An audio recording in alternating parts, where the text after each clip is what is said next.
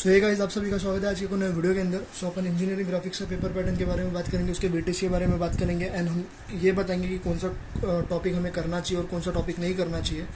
सो ठीक है, आप लोग को लेफ्ट हैंड साइड पे पूरा पेपर पैटर्न दिख रहा होगा और यहाँ पे वेटेज दिख रहा होगा। मैं आप लोग को एक्सप्लेन कर देता हूँ कि कैसे टाइप से क्वेश्चन पूछते हैं और हमें आइसोमेट्रिक करना चाहिए कि सॉलिड करना चाहिए, ऑर्थोग्राफिक करना चाहिए, कौन सा करना चाहिए, उसके बारे में डिस्कशन करते हैं। तो सबसे पहले हम लोग पेपर पैटर्न के बारे में बात करें तो हम लोग को पहला क्वेश्चन आता है। देखो, मैं ऐसा नहीं बोल रहा हूँ कि क्वेश्चन नंबर 1 में ऑर्थोग्राफी गिरेगा।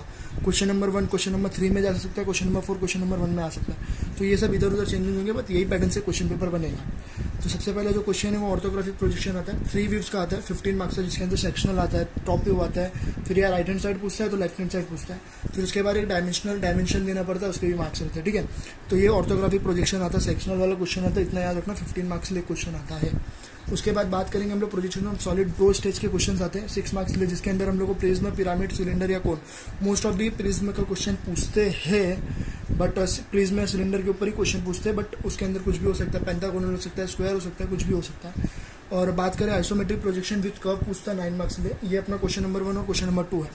क्वेश्चन नंबर 3 की बात करें तो उसमें ऑर्थोग्राफिक प्रोजेक्शन पूछता है, जिसके अंदर 2 व्यूज पूछता है, फ्रंट व्यू पूछता है, टॉप व्यू पूछता है। अब फ्रंट व्यू के साथ अगर साइड व्यू भी पूछ सकता है, लेकिन टॉप व्यू के साथ साइड व्यू नहीं पूछता, ये कभी नहीं पूछता है। लेकिन फ्रंट व्यू के साथ साइड व्यू भी पूछेगा, या तो फिर फ्रंट व्यू या तो सिर्फ टॉप व्यू पूछेगा, और उसके साथ 2 मार्क्स डायमेंशन, 1 मार्क्स डायमेंशन का देगा। ठीक है, 4 मार्क्स इसका, 4 मार्क्स इसका एंड डायमेंशन का 1 मार्क्स देते हैं। तो ये 9 मार्क्स ले आता है। और उसके साथ जो इंजीनियरिंग कर्व आता है, जिसके अंदर साइक्लोइड, रिवॉल्यूटर और हेलिक्स, ये क्वेश्चन। अब बात करोगे कि इसके ऊपर एक क्वेश्चन उठ के आता है कि साइक्लोइड और रिवॉल्यूट के ऊपर तो क्वेश्चन आता ही है, हेलिक्स के ऊपर आ सकता है। देखो कैसा है ना सीन गाइस, हेलिक्स का सिर्फ 2 बार क्वेश्चन आया, 1 या 2 ही बार आया है। तो ये मत सोचो कि इस बार नहीं आ सकता है, इस बार पेपर हार्ड भी बन रहा है। जैसे कि फिजिक्स का, मैथमेटिक्स का थोड़ा टफ पेपर बना था, तो शायद हेलिक्स भी पूछ सकता है। तो ऑप्शन में मत छोड़ो, कर लो, इजी है कॉन्सेप्ट, हेलिक्स भी कर लो। ठीक है, बात करते हैं क्वेश्चन नंबर 4 के बारे में। प्रोजेक्शन ऑफ सॉलिड 3 स्टेज का 15 मार्क्स का क्वेश्चन आता है। इसमें मोस्टली क्वेश्चन जो है ना वो कोन के ऊपर पूछते हैं और पिरामिड के ऊपर पूछते हैं। अब चाहे वो स्क्वायर हो जाए, हेक्सागोनल हो जाए, पेंटागोनल हो जाए, कुछ भी हो, लेकिन 15 मार्क्स के लिए पूछते ही है, तो ये ध्यान से करना। उसके बाद क्वेश्चन नंबर 5 पूछे तो उसके बाद प्रोजेक्शन ऑफ लाइन और आइसोमेट्रिक प्रोजेक्शन पूछते हैं। अब ये दोनों क्वेश्चन में कंफ्यूज होगा कि ये कौन से मैट, कभी कभी प्रोजेक्शन ऑफ लाइन 9 मार्क्स के लिए पूछता है, तो कभी कभी 6 मार्क्स के लिए पूछता है। अब आइसोमेट्रिक प्रोजेक्शन विदाउट कर्व कभी कभी 6 मार्क्स या 9 मार्क्स के लिए पूछता है। ठीक है, और जो अभी जो डिलीटेड चैप्टर था अपने मॉड्यूल से, सेक्शन ऑफ सॉलिड के ऊपर, ये अभी डिलीटेड मॉड्यूल भी आने वाला है सेक्शन ऑफ सॉलिड, उसके ऊपर भी 15 मार्क्स का क्वेश्चन आ जाएगा। इतना क्लियर है, इतना क्लियर है। अब मैं वेटेज बता देता हूँ आपको। वेटेज बताने के बाद मैं आप लोगों को बताऊंगा कि कौन सा मॉड्यूल करना चाहिए और कौन सा मॉड्यूल नहीं करना चाहिए। देखो, सारा करने जाओगे फंस जाओगे, इसलिए मैं बता रहा हूँ, सुनो ध्यान से। प्रोजेक्शन ऑफ सॉलिड 21 मार्क्स का क्वेश्चन आता है, एक 15 मार्क्स का क्वेश्चन आता है, और एक कितने मार्क्स का क्वेश्चन और 6 मार्क्स का आता है। ठीक है, ऑर्थोग्राफिक 24 मार्क्स का आता है, एक 15 मार्क्स का आता है, और एक 9 मार्क्स का क्वेश्चन आता है। प्रोजेक्शन ऑफ लाइन एक ही क्वेश्चन आता है, जिसका 9 मार्क्स का वेटेज 9 मार्क्स होता है, तो 6 मार्क्स लाएगा। सेक्शन ऑफ सॉलिड में 15 मार्क्स का आएगा, इंजीनियरिंग कर्व 6 मार्क्स का आएगा, एंड आइसोमेट्रिक 15 मार्क्स का, एक 9 मार्क्स और 6 मार्क्स का क्वेश्चन आएगा। अब हमें कौन सा क्वेश्चन करना चाहिए? देखो गाइस, अपना सबसे पहला एम क्या होना चाहिए मालूम है? अभी मैं पेपर पैटर्न से एक्सप्लेन करता हूँ।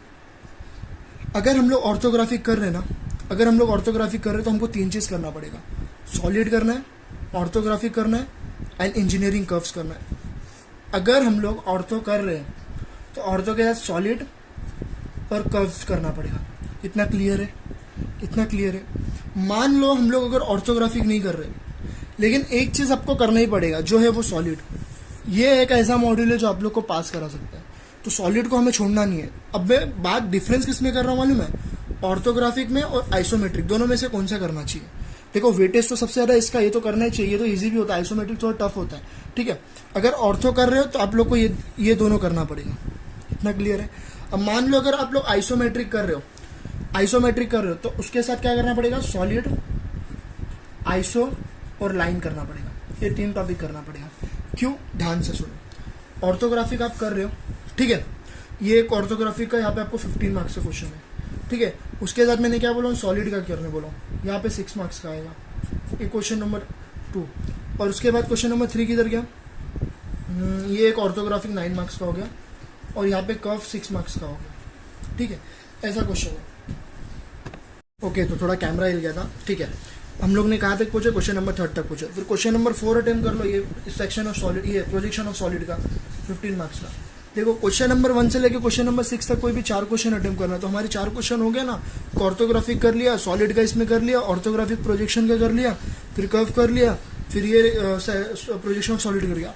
अब मान लो इसके अंदर तुम लोग बोलोगे कि ये अभी तुम लोग बोलोगे कि इसके अंदर आइसोमेट्रिक आ रहा है, तो हम लोग को आइसोमेट्रिक करना चाहिए। देखो कैसा है ना, ये तीनों के साथ अगर आप लोग सेक्शन ऑफ सॉलिड भी कर लिया ना, ये भी इजी होता है, तो 15 मार्क्स इधर हो जाएगा, तो आप लोग को ये करने की जरूरत नहीं पड़ेगी। इतना समझा। देखो मैं क्या बोल रहा हूँ, ध्यान से सुनो। ऑर्थोग्राफी 15 मार्क्स का अटेम्प्ट करो, इसमें से अगर हम लोग को गिन चुन के भी अगर 8 मार्क्स या 10 मार्क्स भी मिल रहा है तो इनाफ है। फिर ऑर्थोग्राफिक सेकंड व्यू में अगर हम लोग को 6 मार्क्स मिल रहा है, इसमें इनाफ है। इंजीनियरिंग कर्व में 5 या 4 मार्क्स मिल रहा है, इनाफ है। फिर प्रोजेक्शन ऑफ सॉलिड में यहाँ पे 10 मार्क्स ले लो, इनाफ है। ये 10 20 हो गया, 20 5 25 हो गया, 25 और 6 कितना हो गया, 31 हो गया। अरे पास हो रहे हो ना आराम से। फिर ये तो क्वेश्चन को हम लोग ने काउंट भी नहीं किया। चलो मान लो अगर आप लोग ये कर रहे हो तो इसमें से 4 मार्क्स मिल गया, 35 हो गया। अगर ये नहीं कर रहे हो, ये कर रहे हो, इसमें समझ लो 8 मार्क्स हो गया, तो पास हो जा रहे हो अच्छे से, 39 आ रहा है अगर आप लोग ने ये मेथड फॉलो किया तो। अब बात करता हूँ सॉलिड के बारे में, ये आइसोमेट्रिक के बारे में। अगर आप लोग ने सॉलिड आइसोमेट्रिक लाइन किया तो पास हो सकते हो क्या? देखो क्वेश्चन अगर आप लोग ने आइसोमेट्रिक किया साथ में, तो ये क्वेश्चन नंबर 1 तो आपको छूटना ही है। क्वेश्चन नंबर 2 भी एक सॉलिड तो आपको करना ही है, तो यहाँ आपको 15 मार्क्स अटेम्प्ट होगा। नए पेन से कर देता हूँ, सॉरी। मैं भी इसकी बात कर रहा हूँ आइसोमेट्रिक की। देखो क्वेश्चन नंबर 1 अपना छूट जाएगा। क्वेश्चन नंबर 2 की बात करें तो यहाँ पे 15 मार्क्स का अटेम्प्ट होने वाला है, ठीक है। फिर क्वेश्चन नंबर 4 की बात करें, ये भी 15 मार्क्स का अटेम्प्ट होने वाला है। 2 क्वेश्चन हो गया।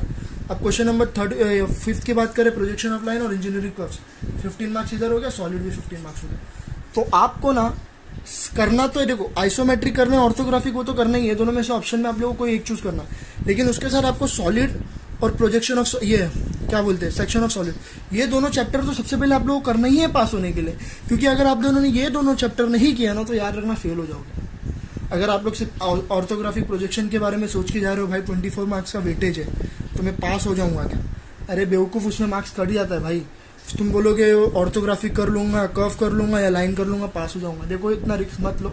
सॉलिड अच्छा खासा टॉपिक है। सॉलिड के अंदर ये प्रिज्म, पिरामिड, सिलेंडर और कोन के ऊपर आता है। इसके ऊपर तुम स्क्वायर के ऊपर कर लो, पेंटागोनल के ऊपर कर लो, हेक्सागोनल के ऊपर कर लो ना भाई, इजी रहता है टॉपिक। तो थोड़ा प्रैक्टिस करो। क्वेश्चन बैंक अपने पेज पे अपलोड हो चुका है। तो यही एक मेरा सिनेरियो था आप लोग को बताने का कि आप लोग पास कैसे हो सकते हो। मैंने 2 ऑप्शन दिया, एक प्लान ए दिया और प्लान बी दिया। अगर ऑर्थो के साथ आप ऑर्थो करना है तो आप लोग को सॉलिड कर्व और सेक्शन करना पड़ेगा। अगर आप लोग को आइसो कर रहे हो तो सॉलिड लाइन और सेक्शन करना पड़ेगा।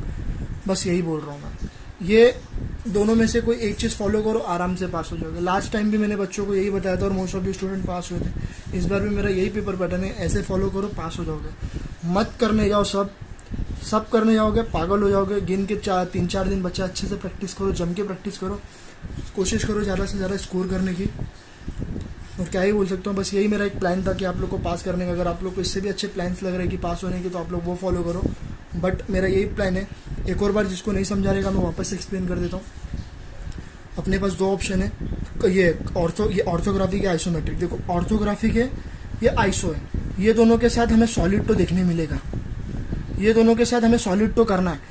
अब इसके साथ हमें लाइन और कर्व ऐड करना है। ऑर्थो के साथ हमें कर्व ऐड करना है, आइसो के साथ हमें लाइन ऐड करना है, और दोनों के अंदर सेक्शन आएगा, ठीक है। बस इतना बोल रहा हूँ। अगर आप लोग ऑर्थो करने जाओगे तो आप लोग का देखो क्या बचेगा, आइसोमेट्रिक बच जाएगा और प्रोजेक्शन ऑफ लाइन बच जाएगा। अगर आप लोग आइसो करने जाओगे तो ऑर्थोग्राफिक बच जाएगा और कर्व बच जाएगा। समझ में आ रहा है मैं क्या बोल रहा हूँ? बस इतना से टॉपिक था। यही मेरा प्लान रहता है कि पास कैसे होने का। देखो इंजीनियर जो होते हैं ना, वो दिमाग से पास होते हैं कि रास्ता ढूंढते पास होने के लिए। तो यही एक मेरे पास भी रास्ता है आप लोग को बताने का। बाकी आपकी मर्जी, आप लोग को जो पेपर पैटर्न फॉलो करना हो करो। पेपर पैटर्न ऐसे ही आता है, चेंज भी हो सकता है या कुछ भी हो सकता है, बट मोस्टली यही मार्क्स से क्वेश्चन पेपर बनता ही है। So all the best exam के लिए। क्वेश्चन बैंक अपने इंस्टाग्राम पेज पे अपलोड हो चुका है और एफई ग्रुप पे उसके सोल्यूशन भी आधे प्रोवाइड हो चुके हैं। अपने कुछ एडमिन से जो प्रोवाइड कर रहे हैं, धीरे धीरे सारे आ जाएंगे।